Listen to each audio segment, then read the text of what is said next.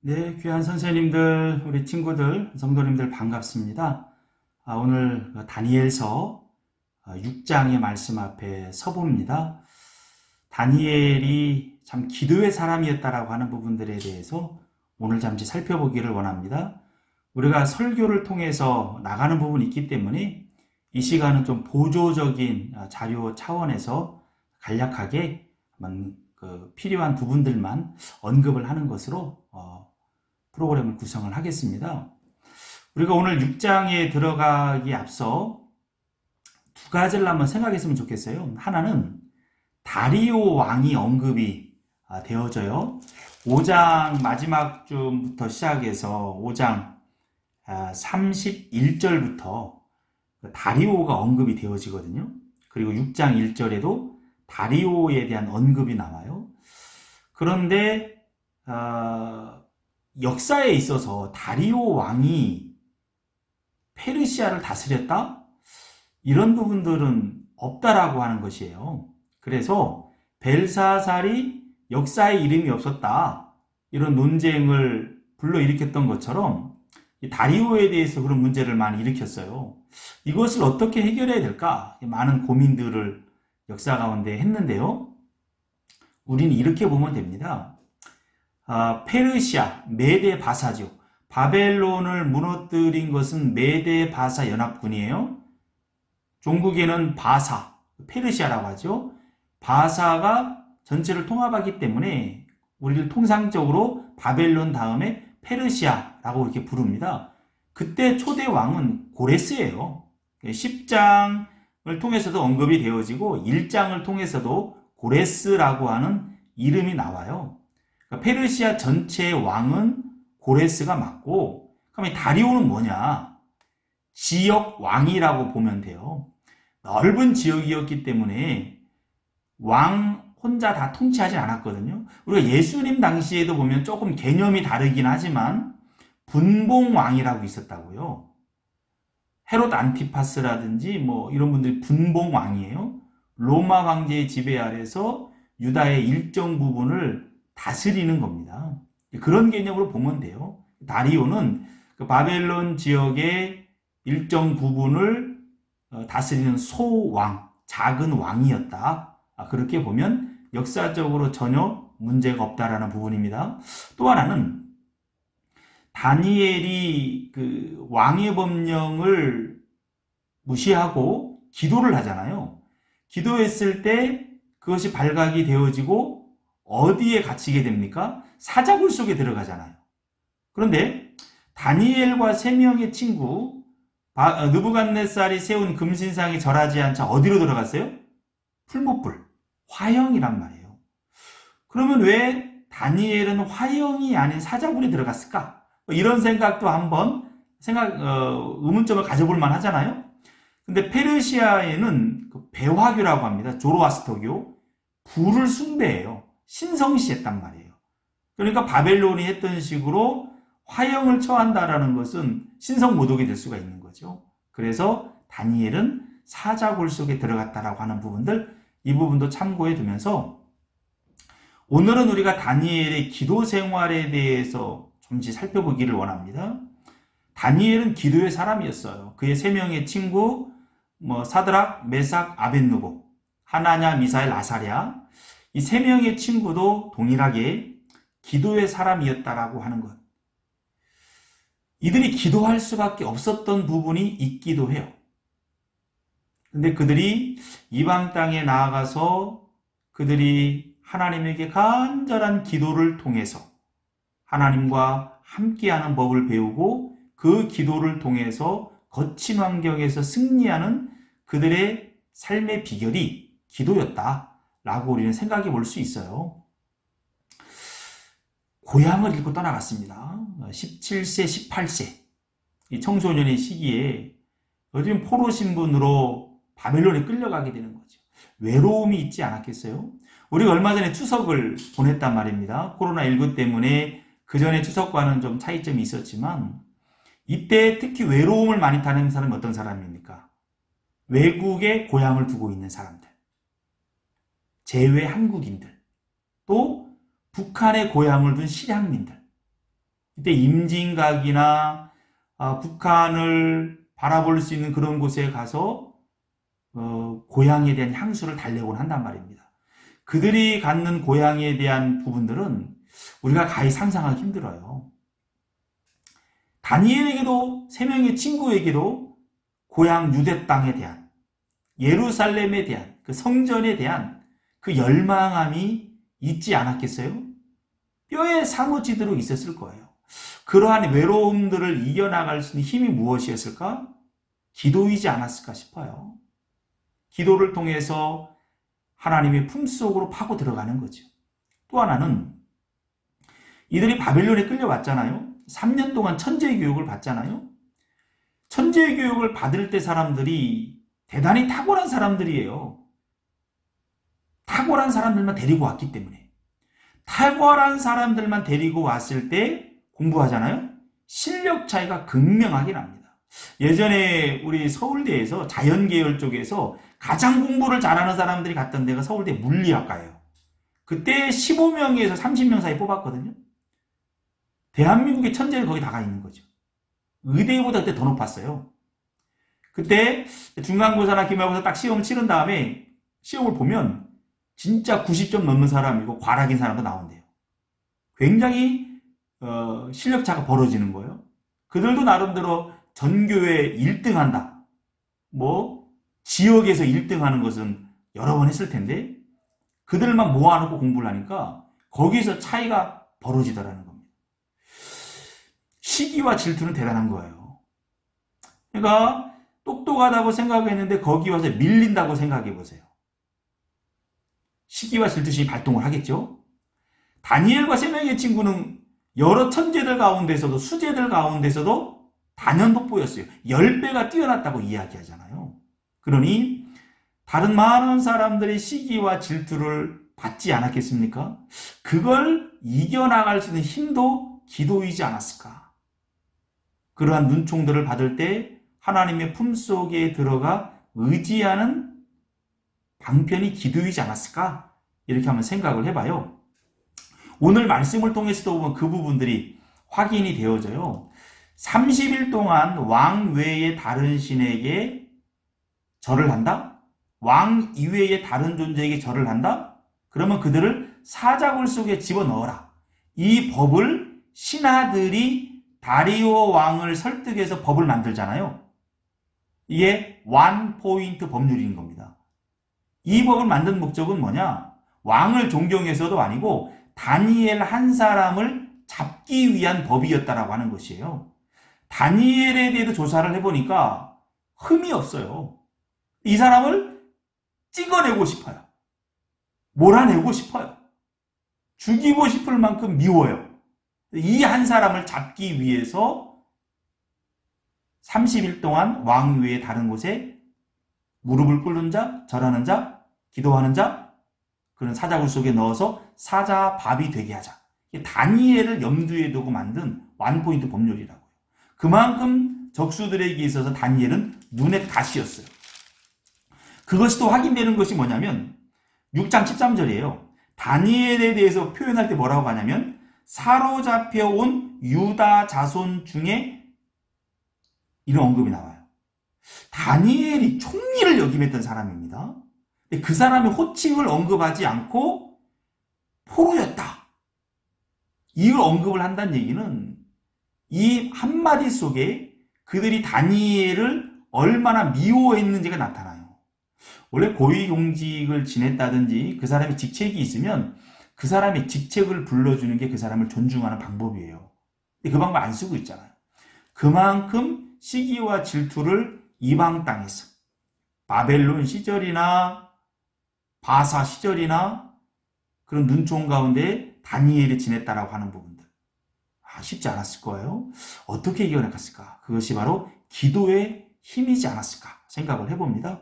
저도 오늘 본문 앞에 서면서 우리 교한 선생님들도 우리 교한 친구들도 기도하는 사람이 됐으면 좋겠다. 철저하게 하나님만 의지하면서 나아가는 그러한 기도의 사람들 됐으면 좋겠다라는 그런 한편의 마음을 한편에 갖게 되면서요. 오늘 간단하게 다니엘의 기도 생활에 대해서 4가지 정도 한번 살펴보도록 보고 하나님이 어떻게 다니엘을 보호했는지 살펴보는 것으로 오늘 말씀을 마치기를 원합니다. 다니엘의 기도 생활은요, 첫 번째는요, 전에 하던 대로 기도했다라고 하는 것입니다. 6장 10절이에요. 예루살렘으로 향한 창문을 열고 전에 하던 대로. 예루살렘을 향한 창문을 열었다? 이게 바로 고향을 생각하는 마음이에요. 성전을 생각하는 마음이에요. 우리 수구 초심이라는 게 있잖아요. 머리를 구름을 향해 두는 마음이다. 그런 의미인데요. 여우가 죽을 때 자기 고향 쪽으로 머리를 두고 죽는데요. 이게 수구 초심이거든요. 이 여우에게만 그 마음이 있는 거 아니고 모든 사람에게도 고향을 그리워하는 마음이 있거든요. 그래서 고향을 그리워하는 마음을 수구 초심이라고 하잖아요. 그러니까 다니엘도 고향을 생각하는 마음, 그건 당연히 성전을 생각하는 마음으로도 연결되는 거죠. 성전을 향해서 문을 열고 전에 하던 대로 습관을 좇아 기도를 했다라고 하는 겁니다. 이게 매우 중요해요. 우리에게 좋은 습관이 되면 그 인격을 만든다고 그러잖아요. 우리 선생님들과 우리 친구들에게도 기도가 체득화됐으면 좋겠다. 몸에 뱄으면 좋겠다. 그 시간만 되면 자연스럽게 하나님 앞에 기도하는 자리로 나아가는, 어떠한 환경을 만나든 그 시간만 되면 참 좋으신 하나님께 나아가는 그런 기도자가 됐으면 좋겠다. 그런 마음을 다니엘을 통해서 한번 도전을 받아보게 됩니다. 우리 야고보서가 있잖아요. 야고보서의 저자는 12사도 가운데 한 명인 야고보가 아니고 예수님의 동생 야고보입니다. 예수님의 동생 야고보가 예수님이 살아있을 때는 예수님을 인정하지 않았어요. 게다가 예수님이 십자가에 죽으시고 부활하신 후에 그 야고보를 방문했을 때 야고보가 그때서야 예수님을 나의 주 나의 하나님으로 고백을 하면서 예수님의 종으로 제자로서의 그런 삶을 살아가거든요. 그 야고보가 예수님을 깊이 경험하고 깨달은 후부터 기도의 사람이 되었다는 겁니다. 들려오는 이야기에 의하면 그의 무릎이 낙타 무릎이었대요. 낙타가 무릎이 매우 강하단 말이에요. 하도 기도할 때 무릎을 얼마나 꿇었는지 굳은 살이 베겨서 그의 무릎을 낙타 무릎이라고 부르는 거예요. 예수님을 깊이 만난 사람은 기도의 소중함을 알게 됩니다. 왜냐하면 예수님도 늘 기도하는 삶으로 지상의 삶을 보냈잖아요. 그래서 우리도 다니엘처럼 야고보처럼 예수님처럼 습관을 좇아 몸에 밴 기도자로 승리하기를 간절히 소망합니다. 두 번째는요, 말씀에 입각한 기도였다라고 하는 것이에요. 예루살렘을 향해 문을 열고 기도했다라고 하는 10절의 부분은 단순히 고향을 생각하는 그런 마음을 넘어서서 열왕기상 8장에 보면 솔로몬이 예루살렘 성전을 봉헌하면서 예언적인 기도를 해요. 혹여나 우리의 후손들이 잘못해서 포로로 끌려갔다. 그곳에서 예루살렘을 향하여 기도하면 참 좋으신 하나님, 저들의 죄를 용서해 주시고 받아주십시오. 그 내용이 나오거든요. 그래서 다니엘도 조상들이 잘못해서 바벨론의 포로로 끌려갔지만 솔로몬이 성전을 봉헌하면서 했던 그 기도의 내용에 의지해서 예루살렘을 향해서 문을 열고 기도했다라고 하는 거죠. 이건 단순한 기록은 아니에요. 말씀에 입각한 기도였다라고 하는 것. 그것이 바로 다니엘의 힘이었죠. 느부갓네살 왕이 꿈을 풀 때도 마찬가지 아니었겠어요? 하나님의 전능하심, 역사를 이끌어 가심, 또 요셉을 통해서 하나님이 꿈을 통해서 역사를 이끌어 갔다라는 것을 창세기를 통해서 배우지 않았겠어요? 말씀의 위력이 이런 거라고요. 말씀을 알면 그 말씀이 우리의 바른 기도 생활을 이끌 수 있습니다. 그래서 우리는 기도할 때 말씀을 공부하고 말씀에 의지해서 기도하는 게 필요해요. 예수님 안 믿는 사람들도 기도는 하거든요. 누구든지 기도는 합니다. 자기가 믿는 존재에게 무릎을 꿇어요. 그러나 모든 것이 다 옳은 것은 아닙니다. 우리는 예수님 믿는 사람이잖아요. 성경이 기도하는 방법을 알려줬어요. 그 성경을 부지런히 배워가면서 그 틀에 의해서 습관대로 기도하는 멋진 기도자가 됐으면 좋겠다라는 부분들이고요. 세 번째는요, 다니엘은 믿음의 기도자였다라고 하는 부분이에요. 그 부분들이 확인되어지는 것이 6장 23절입니다. 이는 그가 자기의 하나님을 믿음이었더라. 설령 사자굴 속에 들어간다 할지라도 전능하신 하나님이 나를 아무 해함도 없이 지켜줄 것이다. 그 믿음이 있었어요. 다니엘의 3명의 친구가 풀무불에 들어갈 때도 마찬가지였잖아요. 왕이여! 우리가 믿는 하나님이 우리를 지켜줄 것입니다. 그 고백을 했잖아요. 다니엘도 동일한 고백이에요. 설령 사자굴에 들어간다 할지라도 전능하신 하나님이 나를 도우실 것이다. 이 믿음의 기도. 또 여기에 더해서 그렇게 하지 아니할지라도의 믿음이었다라는 것.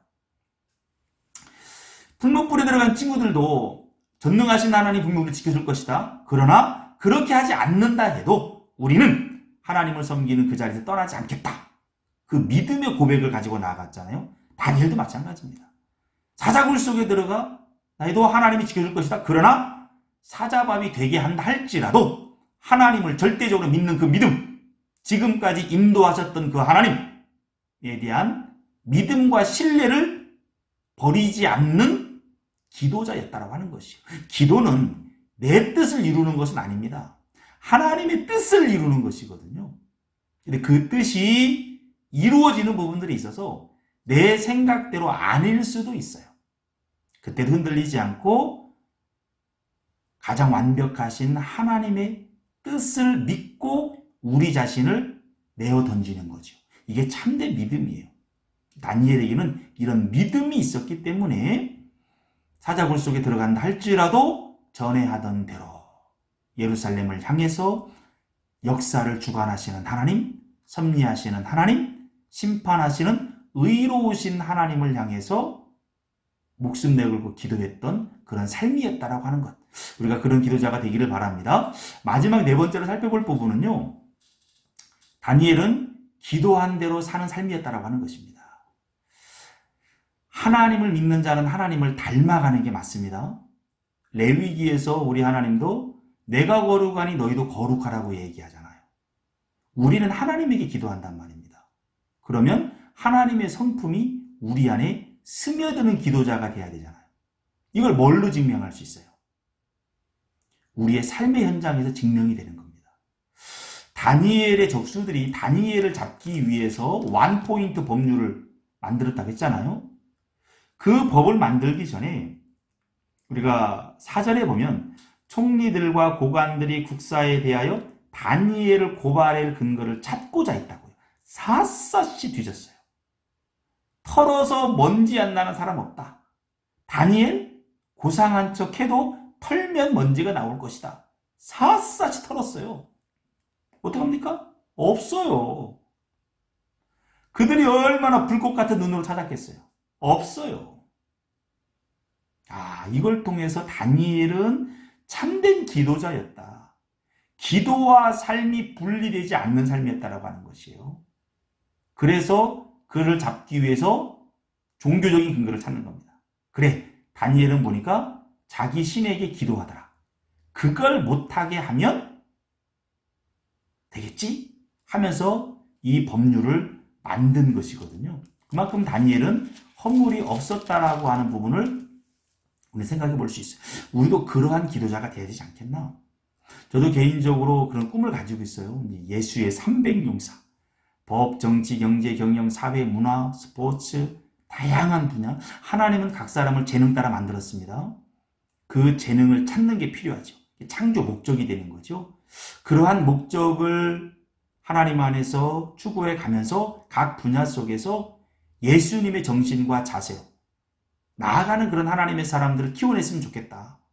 섬겨냈으면 좋겠다. 다니엘은 정치 쪽에서, 행정 쪽에서 그 일들을 감당했던 거죠.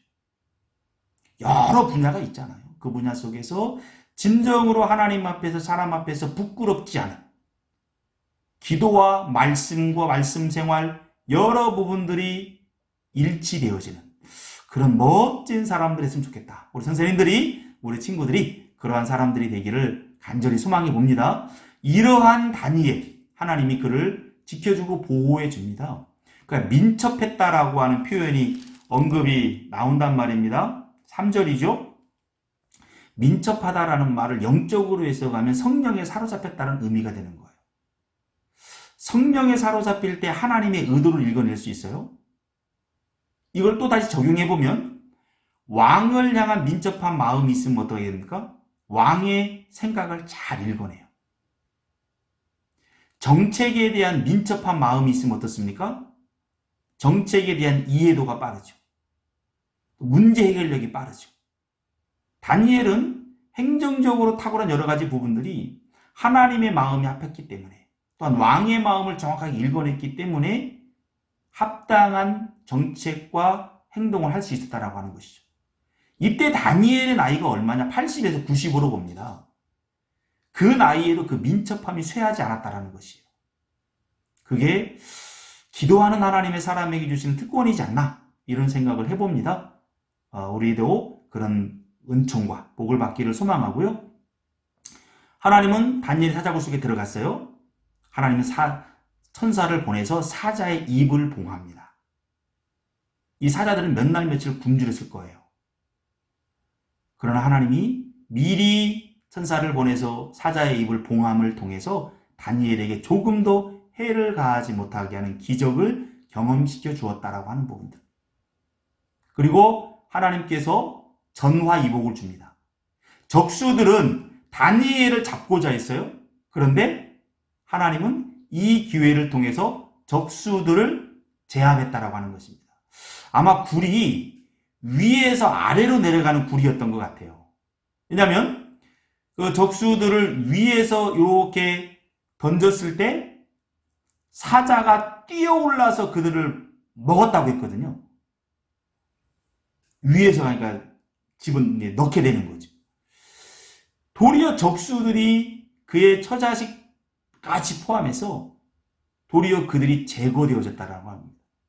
하나님은 자기 백성을 보호하고 지킨다라고 하는 것. 여기서 한번 확인할 수 있어요. 그런 하나님을 경험하는 우리가 되기를 바라고요. 마지막으로 다리오는 이 일을 통해서 하나님을 찬양한다라고 하는 것입니다. 나 때문에 누군가가 하나님을 찬양한다면 이 영광 아니겠어요? 다리오는 다니엘을 3명의 총리 가운데 1명으로 삼았잖아요. 다니엘을 총리했어요. 그는 민첩했고 거짓이 없었고 진실했고 신실했던 사람이었다. 총리했어요.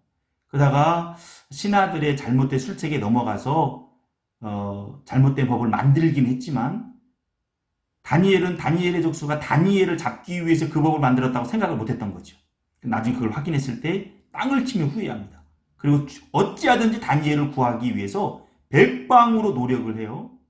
그러나 신하들의 청에 못 이겨서 결국 다니엘을 사자굴 속에 넣지요. 밤새도록 다리오는 근심합니다. 금식을 하면서 다니엘이 무사하기를 바라는 그런 마음. 그리고 새벽 일찍 나와서 다니엘의 안위를 확인을 하죠. 이 일들을 통해서 하나님이 다리오에게 하나님은 살아계신 하나님, 다니엘이 믿는 하나님, 다니엘의 기도를 들으시는 하나님, 다니엘이 기도했던 그 하나님은 살아계신 하나님이다 라는 부분을 확증을 시켜요. 자, 우리 귀한 선생님들도 우리 친구들도 우리 모든 성도님들도 늘 하나님 앞에 신실하게 기도함을 통해 하나님을 피부로 경험할 뿐만 아니라 또 다른 사람들을 하나님을 찬양하는 자리로 이끄는 그런 멋진 복의 통로가 되기를 간절히 소망합니다. 코로나19라는 쉽지 않은 상황을 보내고 있어요. 세계는 무한 경쟁 시대입니다. 만만치 않은 환경들이 우리 앞에 놓여 있어요. 이겨나가는 힘은 무엇입니까? 다니엘서 우리에게 주는 교훈은 무엇입니까? 기도를 통해서 하나님과 함께 동역하라. 이 부분 염두에 두면서 우리 모두 기도로 승리하기를 간절히 소망합니다. 감사합니다.